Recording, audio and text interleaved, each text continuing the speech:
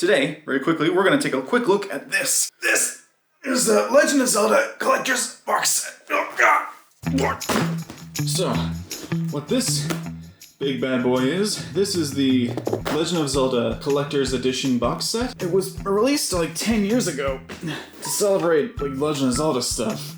And it came in like this faux treasure chest. If I'm sounding really strained, it's because I think this thing legitimately weighs like 30 pounds. Okay, maybe I'm overhyping a little bit. It's not that bad. Anyway, let's open her up and take a look inside. Alright, so we'll open it up and... okay, we've got a piece of paper that's nothing, it's worthless. And we've got an envelope. Oh, that's nice. We'll take a look at that in a second. So, here's the meat and potatoes of what this is in the box. These are collector's editions of strategy guides for 6 Legend of Zelda games. We've got Ocarina of Time, Phantom Hourglass, Spirit Tracks, Wind Waker, Twilight Princess, and Skyward Sword. All made by the same publisher, I think it's Prima Game Guides. This is just a collection they made, so if you own all these games and you want to not have to look up online all the time, like, where are all the gold Skulltulas in Ocarina of Time? But more than that, on the inside here, there's actually a double-sided metallic bookmark. It's got these nice little flourishes at the corner, and on the rubber side, got that cool Triforce stuff going on.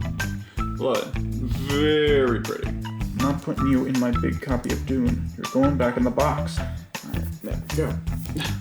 As for the envelope, I don't think I've actually opened this before, because if I try and open it, it kind of looks like it's gonna tear.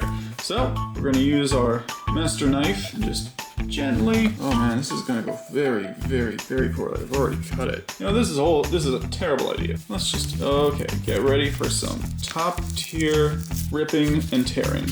Oh yeah. Oh god. Oh, that's the sound I love to hear. There.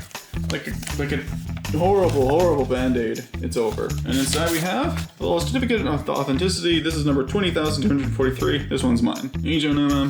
Nice little board here. Kind of a slightly thicker kind of piece of paper. It's nice. Who cares? Put that back in there. Now back to the main stuff. Let's unload this truck. Alright, so let's just... whoa! Well, it'll come out easily enough.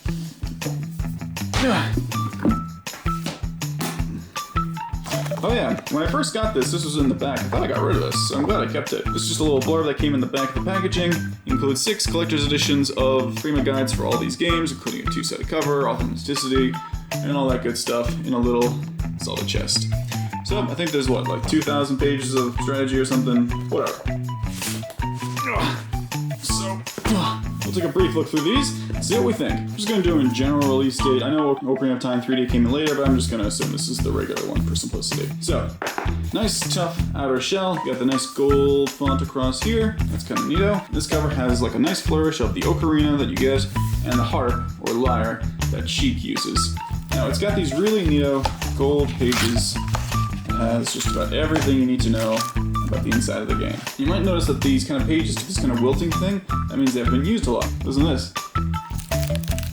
They're very comprehensive guides that have just about everything you need to know about anything in the game. And hey, you can always find it online if you wanted to. You could always just like, hey, look it up. Hey, where is the hidden gold Skulltula and Ganon's Tower? Hey, you can look it up, but it's really, really neato to have all this stuff and a checklist at the back. And look, I like to think Zelda is a short king.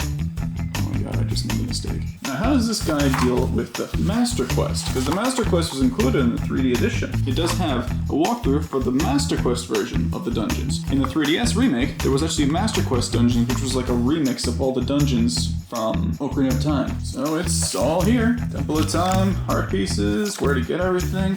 Really cool comprehensive maps. If you want to play through the game and get everything in it, this is the book for you. Go through these very quickly. The format is pretty similar. They have different showing pages, but all of them have this kind of gold leaf page look to them.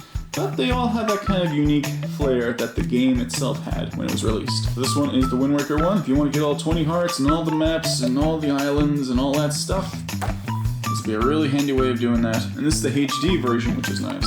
Look, this is a stupid thing. I really like the checklist at the back. Okay, legendary checklist. This thing, super handy for when you're going for completion runs. Got lots of that cool, really clean Link style art that I really love in that game. And yeah, it's a fantastic way of going through it. Now, by far and away the biggest big boy of this is the Twilight Princess edition in this lovely crud brown. For reference, Ocarina of Time sits at 287 pages, and that's with the Master Quest stuff. Wind Waker has a page counter of 350. That's a nice chunk bonus. Twilight Princess, on the other hand, and this is not the HD version, but they're very similar except for Wolflink Dungeon and the device that lets you find pose. It comes in at 448. As for the actual book, like the other ones, they all have that same kind of aesthetic, kind of in tune with the game. If you're playing the game, this does feel like it was made, and it is made, especially for this game. So it keeps with that style. They're not all monotonous. Oh look, I even like how they even got character profiles for some of the characters you're meeting. If you hear this, this is the sound of the pages that haven't been used enough. They look really stiff right now, but if you bend them, you'll actually hear them kind of crease out. Oh yeah, that's the good stuff. Listen to this. Jesus Christ. But yeah, it's filled with really nice key art like the other ones are. They're all pretty much the same in this kind of term of formatting, but I just really enjoy this way of looking up, okay, how am I going to beat the game? If I'm looking for something, let's go find out what we're missing. And maybe even find out, oh shoot, I was missing some other stuff too. Next up is Phantom Hourglass, one of my favorite portable Zelda games actually. I find it hilarious. It's probably the funniest Zelda game out there. Weighing in at about 336 pages. It still has that cat eye link style to it, and it has the whole adventure, beginning to end, including the Temple of the Ocean King shenanigans, and it helps you get through the whole entire plot. Love it. Look at that. Everything you need to know. What else do you need? You need these guys? We got Spirit Tracks. Nice thing about Spirit Tracks is, being a direct sequel, it can pretty much stay with the same basic theming of Phantom Hourglass, while still kind of aspiring to have its own unique style and gameplay features. Like that looks like Phantom Hourglass and Wind Waker, but a slightly more evolved style, just a tiny bit. So it has that consistent look while also looking a bit more unique.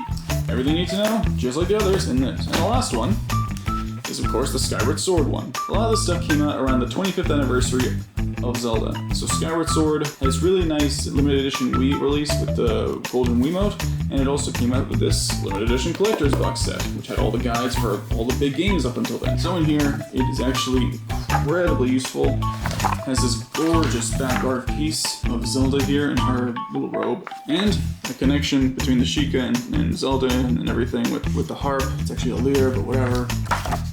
And it comes with all the recipes you need for upgrades, where to get out, the parts, because this was the first game that introduced a lot of things that became Breath of the Wild mainstays, like stamina management, running up walls to a limited degree. Clocks in at 383. Not bad. And anything and everything you want to learn about how to play this game is in this book. Actually, my wife has been going through Skyward Sword HD lately. In this book, we've been kind of going through it together. I'll sometimes refer to this book to help her through getting it apart. You can just refer to the book. So that's it. It's a lot of books for a lot of video games, but dang, these are actually the nicest ways to, if you have to look up, if you're not sure what to do, especially in Phantom Hourglass, it's a tricky girl because it goes kind of meta where it's like close the flap to progress to this next part. It's very clever that way. If you want to look up, okay, how do I get through this next part? These are really fun. Keep a little bit of that immersion you were investing in for these games by having it be thematically appropriate.